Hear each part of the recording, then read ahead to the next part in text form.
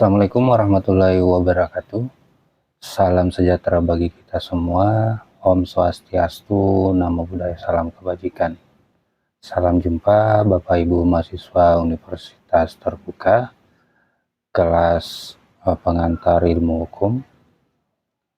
Pada kesempatan ini kita telah memasuki sesi yang ke-6 dengan materi tutorial kali ini, yaitu pembentukan dan pengisian kekosongan hukum.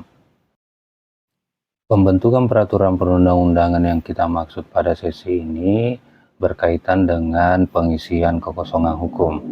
Kekosongan hukum dalam bahasa Belanda dikenal sebagai rechtsvacuum. Rechts berarti hukum, vacuum berarti kosong. Adapun yang menyebabkan terjadinya kekosongan hukum ini antara lain misalnya proses penyusunan peraturan perundang-undangan oleh lembaga legislatif yang disebut dengan proses legislasi, itu memang memerlukan waktu untuk memenuhi syarat formil dan syarat materialnya.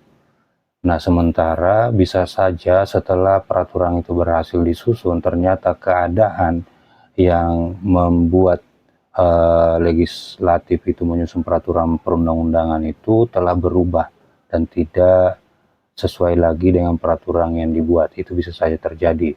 Kemudian kondisi kedua adalah bisa saja suatu peristiwa itu belum diatur oleh peraturan perundang-undangan yang ada, maka hal itulah yang kita sebut sebagai kekosongan hukum atau tidak ada peraturan yang mengaturnya.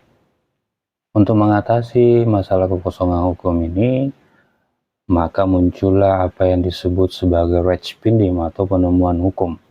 Penemuan hukum ini secara garis besar dibagi menjadi dua. Pertama yaitu konstruksi hukum, yang di dalamnya ada konstruksi analogi atau argumentum per analogiam, kemudian ada penghalusan hukum, kemudian terakhir ada argumentum a contrario atau kebalikan dari argumentum per analogian. Selain itu terdapat juga metode interpretasi.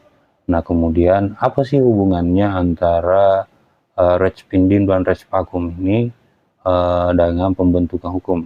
Pembentukan hukum yang dimaksud di sini adalah ketika dalam penerapannya hukum itu terjadi kekosongan, maka seperti yang kita ketahui secara umum, segala permasalahan hukum itu akan dibawa ke pengadilan, kemudian di pengadilan itu akan diperiksa oleh hakim.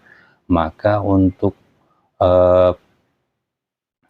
pengisian dari kekosongan hukum ini dan beserta dengan alat-alatnya tadi, yang pertama dengan alat konstruksi hukum, yang kedua mengenai interpretasi hukum, itulah yang akan dipergunakan oleh hakim dalam memeriksa suatu perkara, yang dimana baik perkara itu memang belum diatur oleh hukum, ataupun perkara itu sudah diatur oleh hukum namun telah terjadi perubahan dinamis dalam masyarakat, yang mana peraturan itu ketika akan diterapkan terhadap permasalahan hukum yang dibawa ke pengadilan itu menjadi kurang relevan atau menjadi kurang jelas. Maka disitulah hakim akan menggunakan metode rechtsbinding ini melalui konstruksi hukum ataupun melalui interpretasi hukum.